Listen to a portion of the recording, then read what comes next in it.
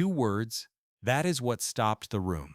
Not a document, not a subpoena, not a classified file. 2 words from Attorney General Pam Bondi that answered a question nobody expected to land the way it did. No, Senator. Senator John Kennedy had asked one straightforward question. Had the Department of Justice interviewed Howard Lutnik about his public statement that Jeffrey Epstein was the greatest blackmailer in history? The answer was 2 words. No, Senator. And the follow-up question hit harder. Did the DOJ plan to? Bondi said if Lutnik wanted to talk to the FBI, or if the FBI wanted to speak with him, they could reach out.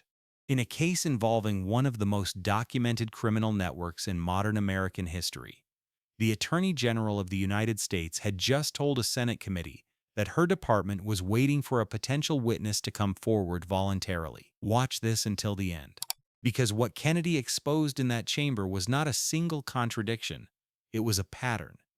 And Pam Bondi had no explanation for any of it. If you are new here, subscribe now and turn on notifications, because this hearing produced answers that raised more questions than they closed, and those questions are still open. Before we get to the moment itself, you need to understand the context Kennedy was working with. Howard Lutnik is the United States Secretary of Commerce. He is also, by his own account, a man who lived next door to Jeffrey Epstein for years. Their townhome shared a wall, and in an interview with the New York Post published on October 1st, Lutnik described Epstein in language that immediately demanded a response from law enforcement. He called him the greatest blackmailer ever. That is not a casual characterization. That is a specific claim made publicly by a sitting cabinet member with documented proximity to the subject.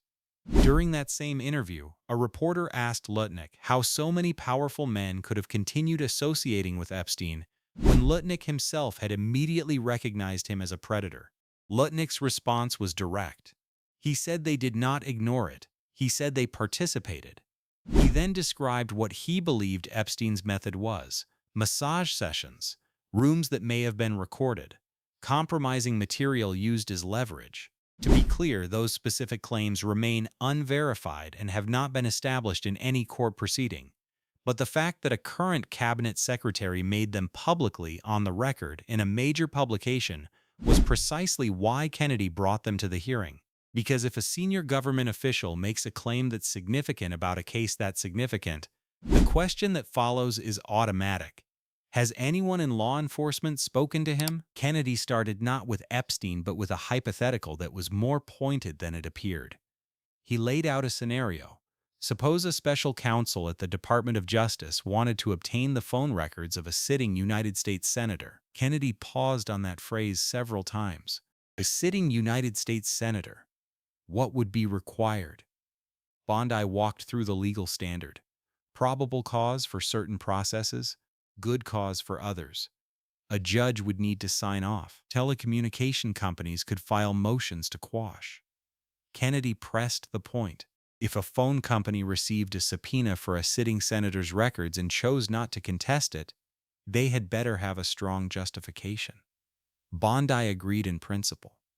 Kennedy's broader argument was becoming clear. The Department of Justice possesses extraordinary investigative authority, subpoena power, grand jury access, the ability to compel production of records from private companies. Kennedy was establishing that capacity on the record, then contrasting it with what had actually happened in the Epstein case. Because the question was not whether the DOJ could pursue aggressive investigation. It clearly could. The question was whether it had. And here is what made Kennedy's approach different from every other senator who had questioned Bondi that morning. He was not asking her to explain what she knew. He was asking her to explain what she had not done. That is a harder question, because explaining knowledge requires defending a position. Explaining inaction requires defending a silence. And silence, in a case of this magnitude, is not neutral. It is a choice. Kennedy understood that, and he built his entire line of questioning around making that choice visible. Every answer Bondi gave was not a revelation about what the DOJ had found. It was a revelation about what it had not looked for. That distinction was the argument, and it was about to get sharper, because Kennedy was not finished.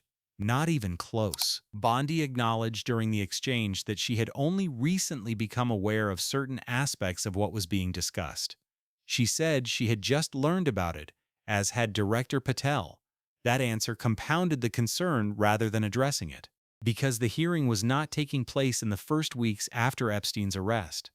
The case had moved through 3 separate administrations. It had been handled by multiple attorneys general and multiple FBI directors. The suggestion that significant aspects of an investigation of this scale were still coming to light for the current leadership of the DOJ was not reassuring to a committee demanding answers. Stop here for a moment, because what Bondi just admitted is more significant than it sounds.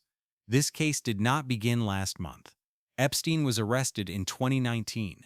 His network had been under scrutiny for years before that. Multiple administrations had ownership of this investigation. Multiple attorneys general had sat in the same chair Bondi was sitting in, and the person currently leading the Department of Justice had just told a Senate committee that she had only recently learned about certain aspects of it. Not that she had reviewed everything and found it insufficient. Not that prior leadership had briefed her comprehensively. She had just learned about it. If you have made it this far, this is the part that matters, because everything that follows in this hearing traces back to that admission. An attorney general who has only recently learned about a case that has been open for years is not in a position to defend how that case was handled. She can only explain what she plans to do next, and Kennedy was about to make clear that the answer to that question was not satisfying either. Then Kennedy shifted to Lutnik directly. He summarized the New York Post interview. He described Lutnik's public statements. He noted that Lutnik had lived adjacent to Epstein, that the 2 men's homes had shared a wall, and that Lutnik had made specific public claims about Epstein's methods and conduct. Kennedy asked Bondi a direct question. Had she reviewed the transcript of that interview? Bondi said she had seen a clip, not the full transcript. A clip. Kennedy did not let that pass. The Commerce Secretary of the United States had given a detailed interview to a major national publication making specific claims about the most prominent sex trafficking prosecution in recent American history. And the Attorney General of the United States had seen a clip of that interview, not reviewed it, not requested the full transcript. Seen a clip. That distinction is not a small one. A clip and a transcript are not the same thing in any investigative context. A clip is a fragment. It captures a moment without its surrounding language, the questions that preceded it, the qualifications that followed it, the full scope of what was said across the entire exchange. A transcript is a complete record. It is the document a prosecutor reviews before deciding whether a witness has said something that requires follow-up. It is what a serious investigative institution requests when a sitting cabinet member makes specific public claims about a major ongoing case. Bondi had not requested it. She had watched a portion of a video, and when Kennedy raised it in a formal Senate hearing, that was the state of the DOJ's engagement with the most detailed public account of Epstein's alleged methods given by anyone with documented personal proximity to him. That is what the record showed. Not that the full interview had been reviewed and found insufficient, that it had not been reviewed at all. Kennedy moved to the next question. Had the DOJ interviewed Lutnik? No, Senator. Did the DOJ plan to? Bondi's answer was the one that defined the exchange. If Lutnik wanted to speak with the FBI, or if the FBI wanted to reach out to him, that conversation could happen. Kennedy heard that answer, and the room heard what it meant. A sitting cabinet official with documented proximity to Epstein, who had publicly described the mechanics of what he believed was a massive blackmail operation, had not been contacted by the Department of Justice. No formal interview, no outreach, no documented attempt to follow that specific lead. And the Attorney General's answer suggested that no such outreach was currently being planned either. The Department of Justice, in a case it had repeatedly described as thoroughly investigated, was not pursuing a witness who had made specific, detailed public claims about how the network operated. In prosecutorial terms, that absence is significant. Federal investigators do not need a court order to conduct a voluntary interview. They do not need a subpoena.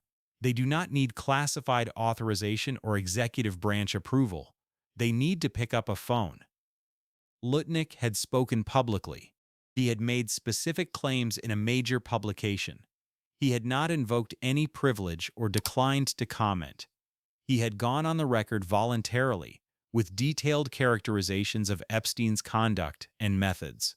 In any standard investigative framework, a witness who speaks publicly about a subject under investigation is among the first people a prosecutor seeks to formally interview, not because the public statement is automatically reliable, but because a formal interview under penalty of law produces something a newspaper clip does not.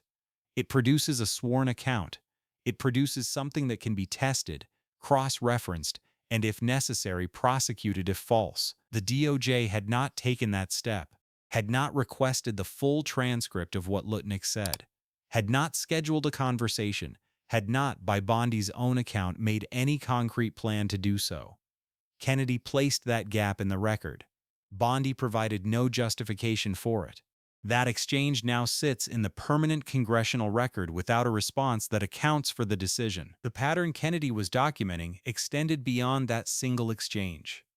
Document releases related to the Epstein case had generated repeated criticism from oversight groups, journalists, and congressional members across party lines. Each release was described in advance as a step toward transparency. Each release produced new questions about what remained redacted, what remained sealed, and what the gaps in the public record represented. The DOJ's position each time was that the investigation had been thorough. The response from critics, survivors' advocates, and watchdog organizations was consistent. The record did not support that characterization, and the hearing with Bondi was producing new evidence for that position in real time. A cabinet official with direct knowledge had made public claims. The DOJ had not followed up. The Attorney General had not read the full interview. No plan to interview the witness existed.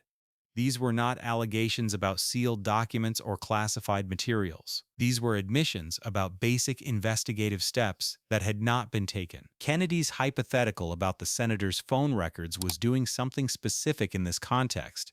It was establishing that the DOJ and FBI possessed the legal tools to pursue aggressive, resource-intensive investigations when they choose to. Subpoenas for phone records of sitting senators require significant legal justification. They require judicial oversight. They require the kind of institutional commitment that leaves a clear paper trail. The investigative apparatus is capable of extraordinary reach when it decides something warrants that level of attention. The question hanging over the Epstein hearing was whether that same level of commitment had ever been applied to following every lead in this specific case. The Lutnik exchange suggested at least one significant lead had not been pursued at all. And that is the question this hearing leaves open. Not whether the investigation was perfect, not whether every decision was politically motivated, but whether the basic standard of following publicly available leads was consistently applied. Lutnik's interview was not sealed. It was not classified. It was not hidden in a restricted archive requiring special clearance to access. It was published in a newspaper, available to anyone, including every attorney and investigator at the Department of Justice. And the Attorney General had watched a clip of it. That is the gap. Not between what the DOJ knew and what it revealed, between what was publicly available and what the DOJ chose to engage with. Kennedy placed that gap in the record using only Bondi's own words. No additional documents required. No classified sources. Just the answers she gave to questions she was not prepared for, because no one prepares answers for questions about things they have not done. You can rehearse a defense. You cannot rehearse an explanation for an absence that has no justification. By the end of the session, the record Kennedy had built was precise and sourced entirely from Bondi's own answers. A sitting cabinet official with documented proximity to Epstein had made specific public claims about the operation. The Attorney General had seen a clip of the interview, not reviewed the full transcript. The DOJ had not interviewed that official. No plan to do so had been articulated. And Bondi had acknowledged that significant aspects of the broader investigation had only recently come to her attention, in a case that had passed through 3 administrations before reaching her desk. Senator Kennedy had not needed a classified document or a leaked memo to produce that record. He had needed one question repeated in enough forms for the answer to become impossible to reframe. Had anyone spoken to Lutnik? No. Did anyone plan to? Not unless someone reached out first. In an investigation the DOJ described as thorough, a public witness with direct stated knowledge had never been contacted. That answer is now in the permanent congressional record, and it has not changed.